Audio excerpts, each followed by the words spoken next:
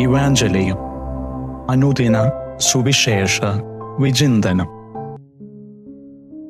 ഈശോമിശിഹായ്ക്ക് സ്തുതിയായിരിക്കട്ടെ.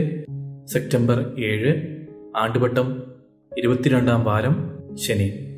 വിശുദ്ധ ലൂക്ക എഴുതിയ സുവിശേഷം 6-ാം അധ്യായം 1 മുതൽ 5 വരെ വാക്യങ്ങൾ. 5 തർക്കങ്ങളിൽ 4-ാമത്തേതാണ് ഇന്നത്തെ സുവിശേഷം. മുമ്പ് സാബത്തിൽ സിനഗോഗിലെ ശുശ്രൂഷയിൽ പങ്കെടുത്തിട്ടുള്ള യേശു ഇവിടെ സാബത്ത് ലംഘിക്കുവാനായി പ്രത്യക്ഷപ്പെടുന്നു. എന്തുകൊണ്ട്? ഒരു സാബത്ത് ദിവസം എന്ന മൗലിക വാക്യത്തെ ആക്ഷരികമായി ഭാഷപ്പെടുത്തിയാൽ ആദ്യത്തെ സാബത്ത് കഴിഞ്ഞ് വരുന്ന 2-ാമത്തെ സാബത്ത് എന്നാണ്. 2-ാമത്തെ ആഘോഷമായ സാബത്ത് എന്ന സൂചനയുണ്ടാകാം. പുളിപ്പില്ലാത്ത അപ്പത്തിന്റെ തിരുനാൾ കഴിഞ്ഞു വരുന്ന സാബത്ത് എന്ന് ധ്വനി.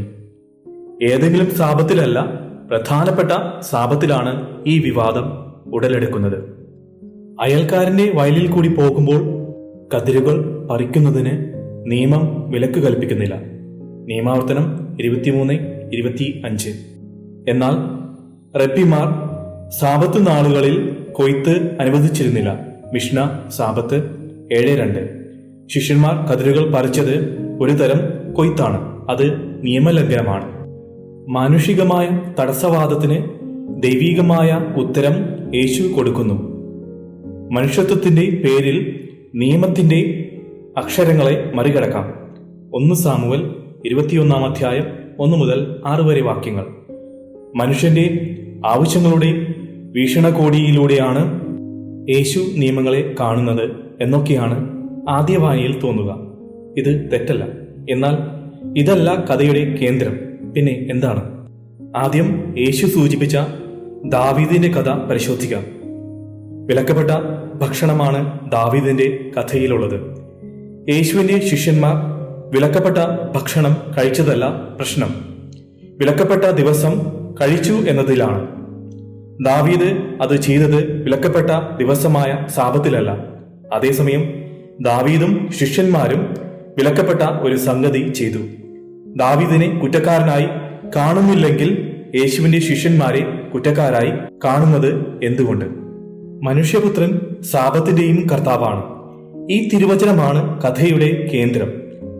മനുഷ്യരുടെ മക്കളായ ആർക്കും നിയമം ലംഘിക്കാം എന്നല്ല ഇതിന്റെ അർത്ഥം.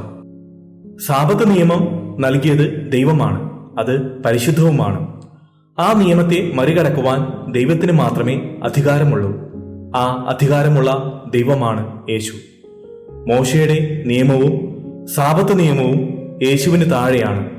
മോശയുടെ നിയമത്തിന്റെ കർത്തൃത്വം മനുഷ്യപുത്രനായതിനാൽ അതിന്റെ ആത്യന്തിക വ്യാഖ്യാനവും അവൻ തന്നെയാണ്. നിയമവ്യാഖ്യാനത്തിൽ സ്വീകരിക്കേണ്ട നിലപാട് പഠിപ്പിക്കാനല്ല, യേശു ആരാണ് എന്ന ചോദ്യത്തിനുള്ള ഉത്തരമായിട്ടാണ് ലൂക്ക ഇക്കഥ അവതരിപ്പിക്കുന്നത്. പക്ഷേ യേശു ആരാണെന്നറിഞ്ഞാൽ അവൻ എങ്ങനെ വേദവും നിയമവും വ്യാഖ്യാനിക്കുമെന്നും അറിയുവാൻ കഴിയും. നിയമാനുഷ്ഠാനത്തിന്റെ ഊരാക്കുടുക്കിൽ കിടക്കുന്ന യഹൂദരെ ഈശോ കരുണയുടെ നിയമം പഠിപ്പിക്കുന്നു. ഈശോ 3 ന്യായവാദങ്ങൾ മുന്നോട്ട് വെച്ചുകൊണ്ട് ശിഷ്യരുടെ പ്രവൃത്തിയെ ന്യായീകരിച്ചു. 1. സാബത്ത് ദിവസം ദേവാലയ പ്രവർത്തനങ്ങൾ ഇരട്ടിക്കുമെങ്കിലും അവ അനുഷ്ഠിക്കുവാൻ പുരോഹിതന് അവകാശമുണ്ട്.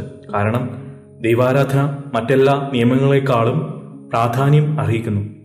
2. ഹോസിയ പ്രവാചകനെ ഉദ്ധരിച്ചുകൊണ്ട് വേദപുസ്തകത്തിന്റെ സാക്ഷ്യം തനിക്കുണ്ട് എന്ന് സമർത്ഥിക്കുന്നു. ഹോസിയ 6:6. 3. ദേവാലയത്തിലെ ആരാധനയ്ക്കായി സാബത്ത് നിയമം ലംഘിക്കാമെങ്കിൽ ദേവാലയത്തേക്കാൾ ശ്രേഷ്ഠനായ ഈശോ മനുഷ്യപുത്രൻ സാബത്തിന്റെയും കർത്താവാണ് എന്ന് വാദിക്കുന്നു. ദേവാലയത്തെ ദേവാലയമാക്കുന്നത് അവിടുത്തെ സാന്നിധ്യമാണല്ലോ.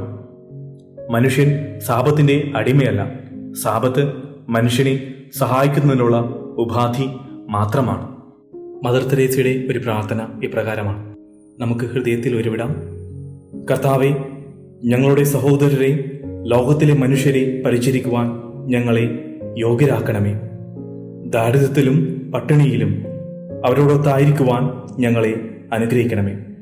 ഞങ്ങളുടെ സ്നേഹത്തിലൂടെയും കരുതലിലൂടെയും അവർ സമാധാനവും ആനന്ദവും അനുഭവിക്കുമാറാകട്ടെ. ആമേൻ.